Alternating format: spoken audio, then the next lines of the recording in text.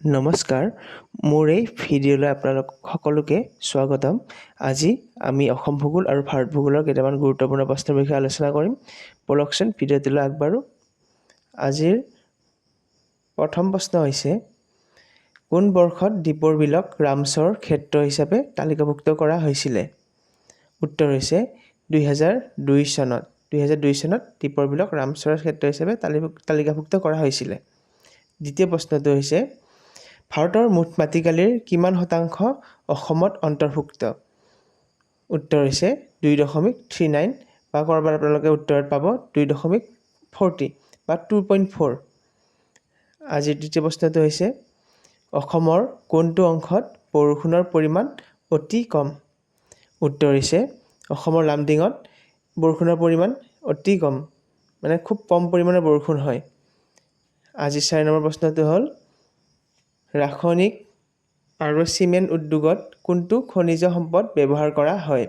উত্তৰ হৈছে জিপচাম। এই জিপচাম হৈছে এক প্ৰকাৰৰ কাৰ্বনেটৰ পলসুৱা শিল।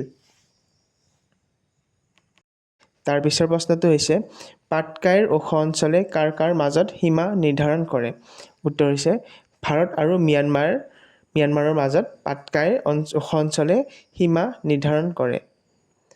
তাৰ পিছৰ প্ৰশ্নটো হৈছে, কোনখন নদী পাকিস্তানৰ জাতীয় মাছ তুৰ পুতিতৰাৰ বাবে বিখ্যাত? উত্তৰ হৈছে জিয়াভৰালী নদী। এই নদীত পাকিস্তানৰ জাতীয় মাছবিধ দেখিবলৈ পোৱা যায়।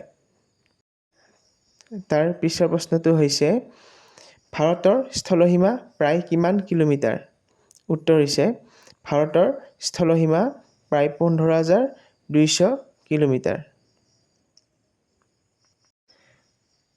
তাৰ পিছৰ প্ৰশ্নটো হৈছে, ভাৰতৰ পশ্চিম দিশত অৱস্থিত জলৰাশিক কি বুলি কোৱা হয়?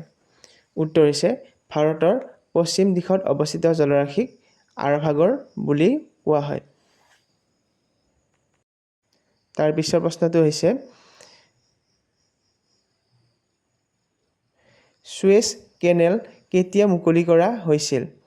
উত্তৰটো হৈছে 1869 চনত সুৱেজ কেনেলক মুকলি কৰা হৈছিল। 1869 চনৰ 17 নৱেম্বৰত।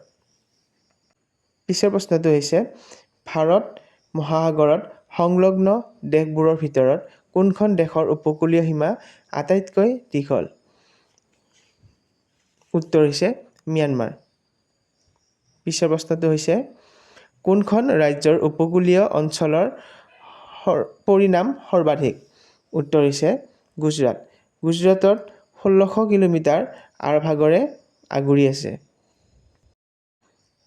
পিছৰ প্ৰশ্নটো হৈছে, কোনখন নদী ভাৰত আৰু চীনৰ মাজৰ সীমা স্বৰূপ? উত্তৰ হৈছে আমুৰ নদী। এই নদীখন ভাৰত আৰু চীনৰ সীমাত অৱস্থিত। পিছৰ প্ৰশ্নটো হৈছে, ভাৰতৰ সৈতে দীৰ্ঘতম সীমা ভাগ কৰা দেশখনৰ নাম কি? উত্তৰটো হৈছে বাংলাদেশ। বাংলাদেশৰ লগত আমাৰ ভাৰতৰ অসম, পশ্চিম বংগ, মিজোৰাম, ত্ৰিপুৰা এই 5খন ৰাজ্যই বাংলাদেশৰ লগত সীমা ভাগ বতৰা কৰে।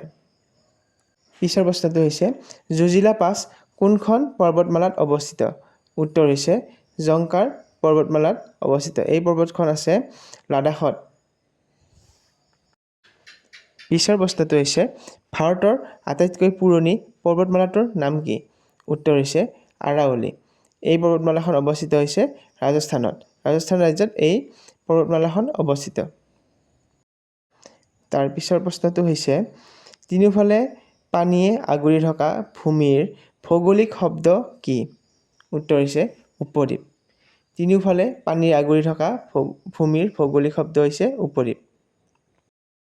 পিছৰ প্ৰশ্নটো হৈছে, পানীয়ে আগুৰি থকা উপমহাদেশীয় ভূমিৰ টুকুৰাৰ ভৌগোলিক শব্দ কি? উত্তৰ হৈছে দ্বীপ। পিছৰ প্ৰশ্নটো হৈছে, মন্দাকিনী নদীৰ উৎস কি? উত্তৰ হৈছে চোৰাবাৰী হিমবাহ। উত্তৰাখণ্ডৰ গড়ৱাল হিমালয়ৰ অঞ্চলত অৱস্থিত। পিছৰ প্ৰশ্নটো হৈছে, ৰামগংগা নদীৰ উৎস কি? উত্তৰ হৈছে নামিক হিমবাহ। উত্তৰাখণ্ড ৰাজ্যৰ পিথোৰাগড় জিলাত এই ৰামগংগা নদীৰ হিমবাহ অৱস্থিত। আজিৰ শেষৰ প্ৰশ্নটো হৈছে বিশ্বৰ সৰ্ববৃহৎ দ্বীপপুঞ্জটোৰ নাম কি? উত্তৰ হৈছে মালয় দ্বীপপুঞ্জ।